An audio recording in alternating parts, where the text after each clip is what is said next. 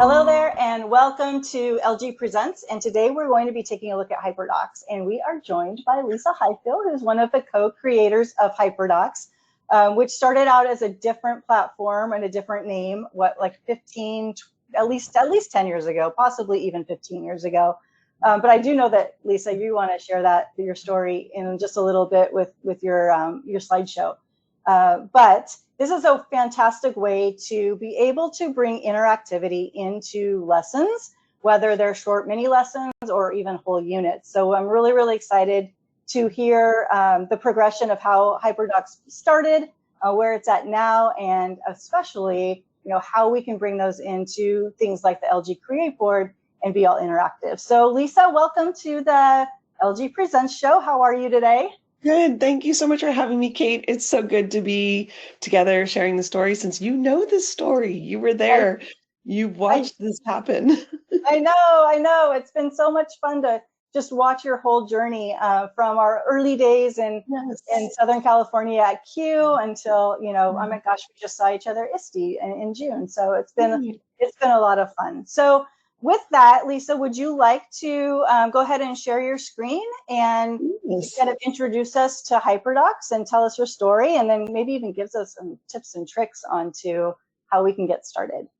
Excellent. Yes, I would love to share. I could get going for a long time on this, so let's start talking about it. So I really want to talk about teaching with HyperDocs, but before we do that, I want to talk about what they are, and I think that's an important part to sort of dive right into. And this lovely infographic was one of our cohort members created this, defining it for us. And it's got all the buzzwords: transformative digital lesson delivery that shifts the focus from teacher-led to student-driven inquiry-based learning through exploration. And by the time we're done talking, Kate, I think people will have a check by each of those buzzwords to find out, does it really mean that? And what does that mean? So getting to how we started, when you're in the classroom and you are like, you find out these cool web tools and they've got this great activity and you're like, oh my gosh, I love that. Oh my gosh, that's such a great idea. I want to do that with my students. And I had a bunch of activities. Now this was circa 2011, 2012, back in the day, where I would write the long URL up on the board and the kids were like trying to type it. Remember those days? It was like all you could do to get them into the website to be creating something really cool. And then like your whole computer lab time was taken back in the day. And you were lucky if the computers were working, right? I know. You spent your whole time troubleshooting just getting into the tool versus actually getting there. And I'm such a lesson plan nerd. I know that's a weird thing to be nerd about, but actually a geek. I really geek out around powerful lessons. And I was at that time going through the Google Innovator program, and we were really talking about what is innovation. And this is what my aha was. It's that mix between your content, your delivery, and the technology. And when you can get that set, that is when innovation can happen. And that really has stood with me through the time, since back in 2011. And this thinking about how can I start teaching with tech instead of writing URLs on the board, giving them these one-off activities and creating full digital lessons that the teacher creates and gives directly to the students. And to have lessons that actually solve quite a lot of the issues I want and adds a lot to their learning. So I just want to go really heavy, Kate, into quickly what it really was. And this was when I met Ramsey Musallam and we talked about cycles of learning and the true shift between a digital worksheet and what HyperDocs are is this cycle of learning. And before, when I was teaching, I would have students come in, I'd explain the concept, they would apply that knowledge in the form of homework, and then we would assess it and then move on.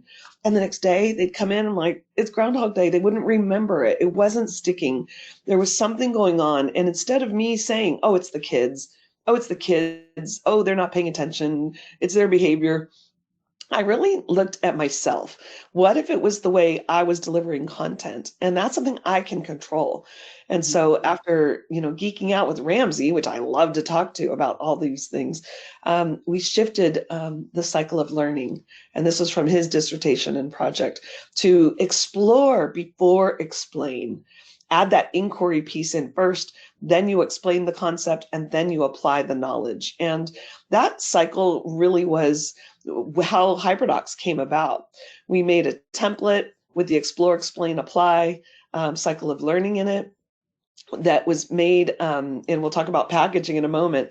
And then they just got prettier. So you can see how that what will your word be is just a cleaned up, pretty version of that original template where we ask kids to explore and then it says their task.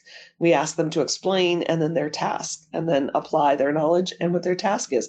And it embeds that activity right in there with that full explore first and understand about what your word will be, and choosing different kinds of words and parts of speech, and then getting into that explanation before you just make the pretty product. We wanted to add in our standards and our teaching aspects. So what I'm excited to share with you today, though, is in two areas. I wanted to talk about packaging HyperDocs, because a lot of times people think, oh, it's a Google Doc with links. That's what a HyperDoc is. And yeah, you could say hyperlinked it was, but the word hyper, this is like background information here, was just like alive and crazy and editable. You could change it on the spot instead of making a Xerox copy and handing it out. We started packaging on the G Suite for Education, docs and slides, and even in forums. And I've seen them in spreadsheets as well. But we really moved on and packaging them anywhere I can find. It's about that creative packaging for students. So I'm using Book Creator and Google Maps and Adobe Express, and I even use ThingLink still, and FigJam. So I really enjoy this. And I want to share with you a couple of those look and some understanding about the benefits of different kinds of packaging. So this is a timely one for everyone. If you're watching this anywhere near, we're in October now, so I love this one. This one's packaged on Google Slides, and it's meant for a student to be able to open and work their way through it. Now, this has an additional engage in the beginning, and we're talking about what is suspense. And so starting students off with, if they're going to write spooky stories, then we need to talk about what suspense is. And this video just enhances that idea and brings it to life. It's a lovely video to get you excited. And then getting this discussion, what makes you jump with fright. Now, I love packaging my HyperDocs on slides when I do have a video to play, because the video could sit right there. Students don't have to click away. And so I have to think about that. Do I have a lot of videos in this? Slides also show a progression of 1, 2, 3, 4, and gives that idea that something is done in order. And so there's the engage, there's some explore, here's some mentor samples. It's even color coded what they're supposed to do. There's a reflect with a partner, get off tech, and then apply. Again, a new color, and publish. Your turn to write the story, and then it gives instructions on how to do that. So that is a slide example.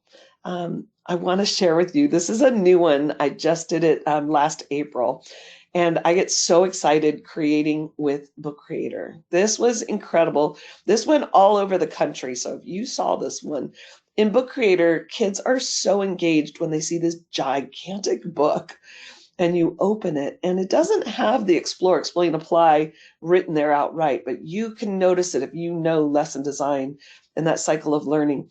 I love that videos embed right here. It's so visual. And I can control the pace of this. So I can either give this directly to students, or I can have this up in front of the room and say, we're going to do this portion together, and then give them the link and have them go and explore. Look at what I put in there, Kate. It is. What is it? This is the Explore board. Remember our good Explore? Yeah. And so all students had to do was click on it and open it up. And here they learned as much as they could about the eclipse and build all that background knowledge. So this is the new updated one for students to learn about as much as they could through inquiry learning. It has their task over on the side here. It talks about what they're supposed to do. So imagine if a student is absent and isn't able to access your lesson, they could actually do it by everything that's written here. It even says click to open. The key is getting kids to read all of the text. So sometimes it's really good for me to model that.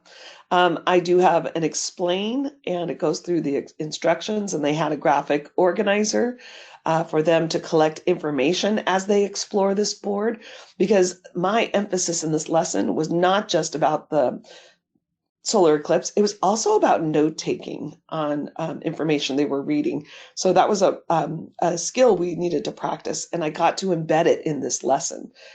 Instead of just talking about the eclipse. They actually made their own book creator book about what they learned and got to teach someone else on one of the aspects they learned.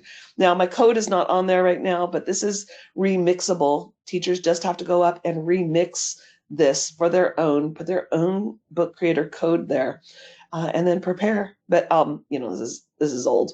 So super fun lesson to do. Packaged in book creator. Again, it shows that flow for students of how they're supposed to go through it. Hey, do you remember this one? This one is one of my this is a first one. When people were saying, how do I do book creator, or I'm sorry, how do I do HyperDocs for young students? And so I said, well, try ThingLink. And this is very simple. Here, I opened it in ThingLink. And you can when you hover over this, explore, explain, apply. Now, I didn't tell that to them, but that is the flow here. And I have to guide them. I guided the students. I said, oh, let's look here first. And we could pop that open. And oops, there goes my advertisements. And it was a movie about US symbols and that they could work their way through really easy. Just click watch the movie. I did have to help them with that a little bit. But then came my explain, and I created and added in my own little slideshow here on the ThingLink that kind of went through what symbols are. You can see we had to understand the difference between a state and a country. We looked at different flags, and you get the point. I explained US symbols. And then in the end, they went to ABC Paint, and they were asked to paint a flag. And I got to see if they understood from our explanation how many stars, how many red stripes, how many white stripes. It was so fun to watch them create from that lesson. And it's just packaged right here on a big picture that they could refer back to and look at. Okay, now let's talk about delivering HyperDocs, because it's one thing to make all of these, but how do you teach with this? And I put a little variety on here, whether students are doing it independently on their computer or laptop, whether they're at home or at school. I mean, I teach now in a virtual school, Kate, so I have students, I teach over Zoom all the time, and students are independent, so I'm just passing out links to them and connecting with them that way. Or whether you're in the classroom and you're able to use a screen to do that ebb and flow between teacher guided and a whole group lesson, or then go on and try this out as an individual then, or as a small group, you could work on it. And then also I wanted to include getting off tech and using paper and pencil. And since you're the designer of these lessons, that's so important for you to remember. And to you design it the way you want to deliver it and the way your students need it. I think that's key to this. So, Kate, I'm going to show you a couple of these, and maybe we can even talk about which way this would be great to deliver, or which parts.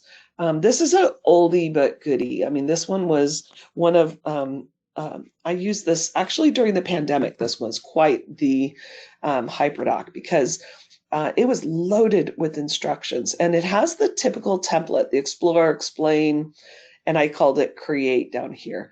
But if you looked at this, you might wonder, what is the point of this lesson? It was based on Nothing to Do, an exploration of curiosity, wonder, imagination. I broke it down into days because that was kind of confusing. Like, do we do this all at once? Do I let the kids go? Each part is embedded with so much deep thinking and purpose behind the lesson. And this video launches it. You remember I love video, so I You do. always do Yes. find the right video. And I think it was Rushton Hurley who showed me this video. And by the end, I'm always crying in this video. And I had to ask these guiding questions. What was the message in the video? What ideas did it give you? And in what ways are you creative at home? And it was such a nice blend for students when they were at home for how to explore that. Well, then we got into it really was an English language arts lesson. And day 2, we went through the book Nothing to Do by Douglas Woods, and I recorded it. So this is a video of me reading the book out loud. I wrote to Douglas Woods, and he wrote back to me and said I could record that. So that was very exciting because I wanted students to be read to. I just have this need for thinking about that. So thinking about this, Kate, I definitely would show this whole class this video for sure. And we would have a whole class discussion about it. I go back and forth on the reading part. I could see there's 2 parts to it because I split the book in half. Maybe one day doing it together to model good listening skills and good discussion skills. And then the second day, go do it on your own and practice those skills on your own or with a small group and try to answer the questions. Like, again, giving these questions about what was the message you took away from the story and getting students to really think about what those messages are and getting them to write individually then in their writer's notebook, of course, right? The blend of on tech, off tech, and then pick one thing from your list, one thing you like to do when there's nothing to do and write. And we were using Google Classroom then for how that workflow, how do we collect things? So Google Classroom or turn it in, turn your paper in. And then the last part, of course, we were inspired by Kane's Arcade and what Kane does when there's nothing to do, he builds arcades. And students were doing that at home or at school. It could be really fun to do it back that. So that's a lesson that has this nice, lovely flow to it. And it's really inspiring creativity with video. There's so much video through this. So you could see that ebb and flow, right? I mean, between when you'd want to do this alone versus together. I fear sometimes, Kate, when I give them the HyperDoc and I just say, have at it, they just fly through it and they miss the deeper meaning. And that's the craft I bring to the lesson and to be able to elicit deeper thinking and ideas and themes. So that's where you get the choice as an educator to be able to do.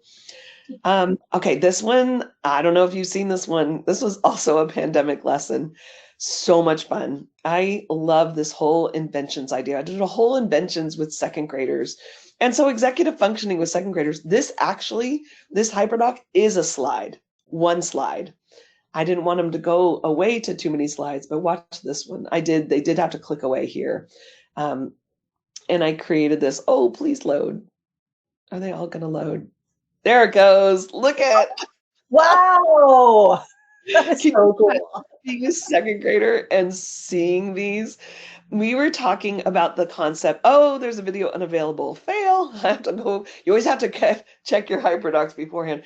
But imagine being a second grader and I'm telling them what are good ideas. Well, I curated 6 really good ideas that I thought were in video. And I put them inside these televisions. And the kids, when I gave them this lesson, they're like, what are those things? What are those boxes they're in? I was like, are you kidding me? Those boys and girls are televisions as we're talking about inventions. And it was so cute because I could teach them how to play the video and I could teach them how to go large with the video. And they were so pleased with their abilities and skills. And I let them explore and build that agency for exploring. Click on the TVs, watch any videos. What makes these good ideas? And then they were posting ideas. The Padlet is a little broken right now. This next one is a video as well. And I think, I go back and forth how I would teach this. I definitely had to model this. And can you imagine that in the room on a big screen? How cool that would look. I did this remotely over Zoom, but I sure wish I would redo this in the classroom. It would be so fun for them to come up to the screen and push which one they want to play, to have that choice. Who wants to come up next and pick the new good idea? Then we watched this little kid president, what would you invent? And then they did ABC a paint and they shared their inventions. They had some really good ideas. It was such a fun lesson. I love that one. Again, so can I ask you a quick question? So yeah. what I'm seeing, so basically for people who aren't familiar with HyperDocs in general, the idea is that you have the pedagogy, the explore, explain, and apply. But then you're putting basically either a mini lesson, or in the case of in some of these, it's like a 5-day lesson in segments, so that now you're organized, right? But now all of your links are in the same place. So when you are on something like a CreateBoard, you're not having, you can definitely bookmark things, right? But you're not having to click buttons to get out of and go to different tabs and try to find those bookmarks and things. So it's just very nice to be able to have all your links in one place. Like this, right? Yeah, exactly. For sure. And conversely, even the teacher, you may start with a whole group. There are, you give, for most of them, you're giving the document to the students, like a make your own copy type of thing to the students. They're interacting with it on the individual or the group exercises, but you're bringing them back whole group on some of them, and you've probably said, don't watch this one, wait to watch this one, move on this one. So I love that the packaging is perfect, especially for when you've got a 65-inch or an 85-inch, display behind you, and you're trying to find all your buttons and tap them all up. So I do think that just that whole engagement piece with giving them this packaged, you always talk about they're packaged yes. For you. So you don't have to go everywhere, and the students get what they need in one place. Yeah.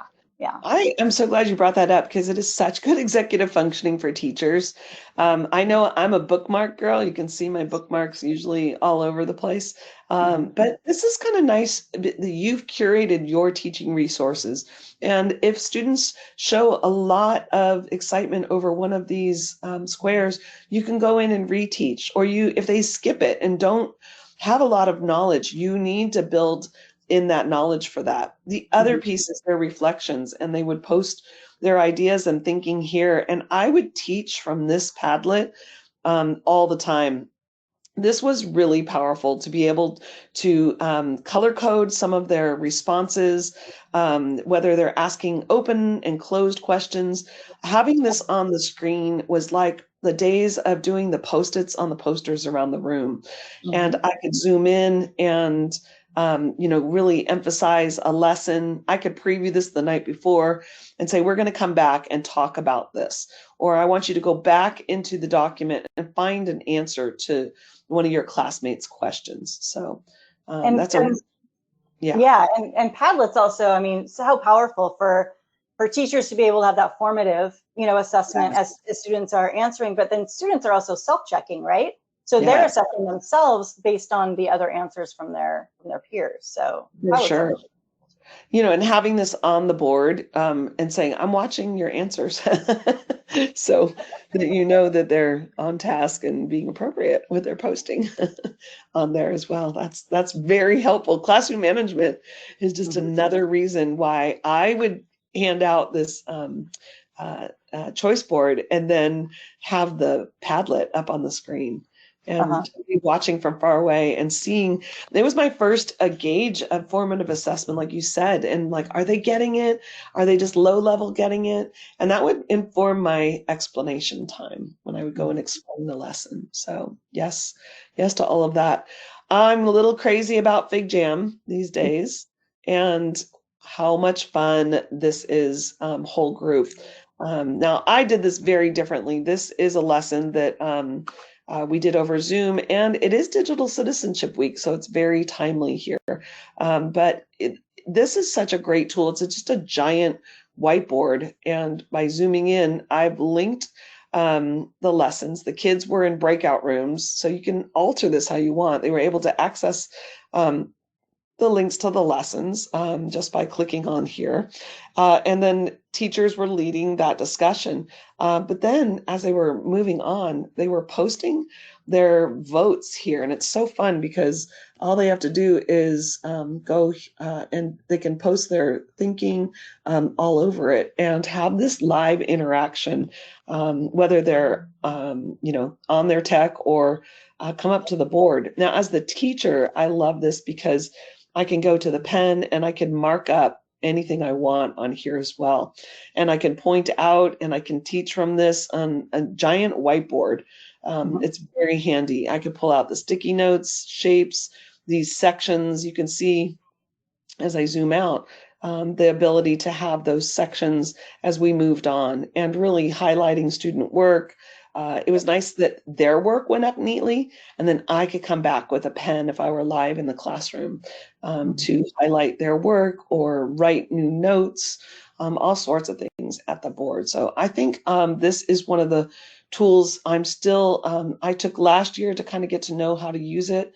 And I love that blend between kids being on their own devices with it and then having it up in front of the room as a teaching tool. So I'm still wrapping my head around delivering lessons using that. I'm sure you've played with that a bit too. I have, yeah. I do love the interactivity that is included in that. And then, when you're also again on the CreateBoards, you can also bring in some of the interactive elements on overlays, not just in FigJam, but in all of the other options too. So you can bring in those if you need a quick gamification or a timer or a stopwatch, or even if you're using some of the whiteboard apps where you can bring in a spinner, and you can bring in some overlays as well, not just a FigJam for the rest of them. Yeah. Yeah. No, it's really amazing the widgets they have in there. I want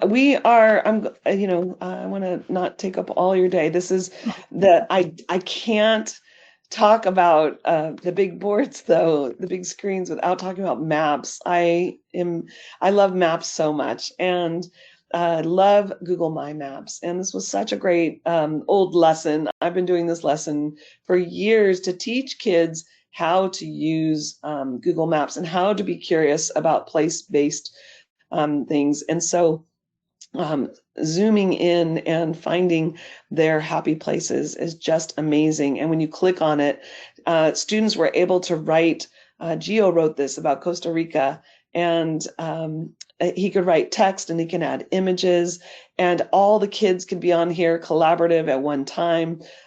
It was amazing to be able to have this happen. They can write multiple pictures. Oh, is this?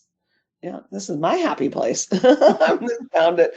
Yes, of course, with the heart. And they could see their classmates all along the side here in all of their happy places. What a neat way for them to get to know each other as well. Instead of raising your hand and just one at a time, tell us about your happy place. They get to explore each other and learn content about each other. And we just can't stop. I mean, I keep wanting to learn about these places. And this begins this journey in this idea of place. And it covers so much, and it lends itself so well to, I have a curiosity about a place in the world, or you're reading a book. Where does it take place? Get on a map. Start opening it up. Start building that schema for where we are in the world, and changing up some of our centric ideas that and seeing where their places, where their schema is for places in the world. They have interesting things to share. This lesson walked you all through it. This Happy Place HyperDoc is just an awesome one. That was little Ben back when he was little. That's how long this has been. And it really talks about what a happy place is. So we had to embed, of course, some writing. They had to tell the story and write about your place. I always have to get my layers of standards in there. And then instructions for how to get to our map. It's all linked in one place. There's a tutorial I even embedded here if they were stuck. They didn't get stuck. They figured it out. And then these connections and these explorations. What did we notice? What kind of patterns do you see in our classmates? And it's just fascinating to ask these like deeper thinking questions based on something that was pretty low cognitive load. I can go back when I teach explorers now, and now I already know how to use this map. Well, Or when I, yeah, yeah, I was just going to mention, I remember a lesson you did years ago. It was, and it was the story journey, right? I think you lived in New York, right? And it was you going through the forest, and that you were showing them your old house, your grocery yes, store, your whole neighborhood, and then you would have them go. Are you surprised that I remembered that? Because that's amazing. but this is so powerful for ELL students too, right? Because now they can introduce us to where they came from and show us their neighborhoods, and we get to see their previous places, especially in that part where they're starting to get a little homesick, and they just really want to be able to their happy place, and go there. So I love maps for my ELL kids. Oh, it is an amazing experience. And if you have not done that before, just open up maps for your newcomers and go to Street View and tell them to find their house and walk to school and show us, where did you go to school? And It's yeah, incredible, and just something on as simple as that. Yeah, and on the CreateBoards, those 360 images, when they have Oh, them, and they're just pulling them, I mean, you really do feel like you are on their street with them, yes. walking down their street as we're going through that 360. Yeah. It's awesome. And yeah, it really is. That's one way that'll get you engaged there. Now, if you like HyperDocs, this is one of our favorite things that we, alongside HyperDocs, we created Teachers Give Teachers, and on purpose. So if you see any HyperDocs in the wild or from this presentation, and you like it and you want to try it, just go to File and make a copy. You do not have to request. You can edit and use this how you want to use it. Put in the standards you're teaching and the emphasis you want to do, and play around with it and see how you would deliver that lesson, off tech, on tech. There's more here to explore. Overwhelming. I'm going to do this. And Kate, I don't know if you knew about my newest project.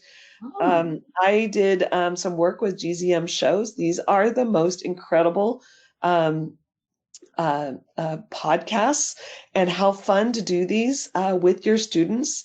I think this would be an incredible thing. We just did the Hollow, because this is perfect for this time of year. And the classroom resources, they're all here. I've made listening guides, I've made explore boards and choice boards.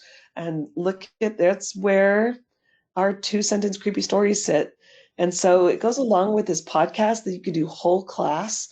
Really fun, really engaging, great for listening skills. Oh, it's right here. The podcasts sit right there. And it's kind of all curated again in one location. These are awesome. And if you don't know about GZM shows, check these out, because I spent about a year writing curriculum for these, and they're all HyperDocs and choice boards and all that good stuff. We have a website, hyperdocs.co, and there's a book. That book was 2016 now. Isn't that long, really? Still works. It does. Yeah, it's still totally relevant, for sure. Yeah. And so you also have the whole library, right? So when you go to your website, I know you kind of glossed over it a little bit, but when you go to that website, there is a humongous filterable library. Yes. I do know that when I was coaching in my school district, the teachers who picked up HyperDocs the quickest and most passionate were the science teachers in my district.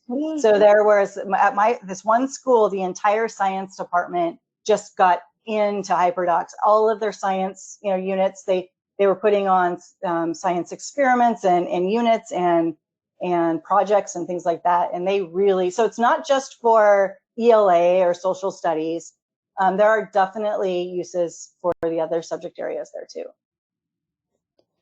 Okay, I'm having a little slowdown. Got to upload lessons. There we go. Yes, we have a database where you can share your lessons, or you can find lessons. There's all kinds of them. And so, yeah, it's pretty exciting to go through that and build that out. So yeah, check it out. We also have a full academy on there if you want to learn how to make them. We've made hundreds of videos that you can do a self-paced coursework. It's exciting, Kate, where HyperDocs have been living these days. teacher credential programs. Really? So, Oh, yes, across awesome. the So country. Very yeah, I exciting. remember the technology in my teacher credential program. I think the internet maybe it just got born at that point. You Well, bet. Lisa, thank you so much for sharing HyperDocs. I mean, I just find them so useful to be able that you bring in all of the pedagogy, you bring in all of the ways, there are auditory learners, the visual learners. You're bringing in ways for all of our students to learn, which is so hard in classes of sometimes up to 40, right? And trying to peg those learners or reach them, and having these kind of multimedia types of lessons, you really are able, and especially with the GZM shows, I mean, you had not only the auditory, but all of the visual things as well. So it's just such a great way to bring the lessons in, but then have them all in one place so that you're not, I am a huge bookmarks person too. And I'm completely organized in all my folders and things, but that's still more steps. And unless I have my whole lesson plan on the back of the wall, so I can watch it all day. I just know I've laid it out for myself step by step. And I've also laid out those instructions for my students step by step. So it's just clicking opening the one document and clicking through it when I need those resources, which is beautiful. Yes. Yeah. Well, did you have anything else you wanted to mention? No, I think I knew you just get it. I mean, because you've talked with these before and you've made them. And so that's really a critical piece is you said a few critical things about playing around with it and seeing how your students, what do they need in order to access the content? You know what you were saying also made me think when it's all curated in one place, you're actually modeling executive functioning about moving through the lesson. So if you're on the same lesson as the students and everything's linked there, that's just a reinforcement for them to see you go through it that way, how you find the resources you are looking for. Well, The same. and the students, they're always wondering what we're going to do tomorrow. So you're giving them a tiny little preview of what we're going to do tomorrow too, right? Which is it's really nice as well. Yeah, it is. Well, thank you so much for joining us. I'm so excited. Now, if you have any questions, definitely go to hyperdocs.co, right, is the website. And the book is amazing. You can get that on Amazon or probably the hyperdocs.co. There's a link there. And then the lessons. And the lessons, like Lisa said, I think they're all in Google Slides. So even when you make a copy, they're completely editable. So if there's a link that you maybe want to add or remove or even add in a whole couple of days worth of mini lessons in between, I mean, you can do that, with those editable make a copies, which is perfect. Yeah. Well, thank you, Lisa. Thank you. We will connect after this. We'll make sure all of the resources are here for everyone to be able to access if you'd like them, and definitely the website link too. But thanks for joining us, and we will see you on our next LG Meets.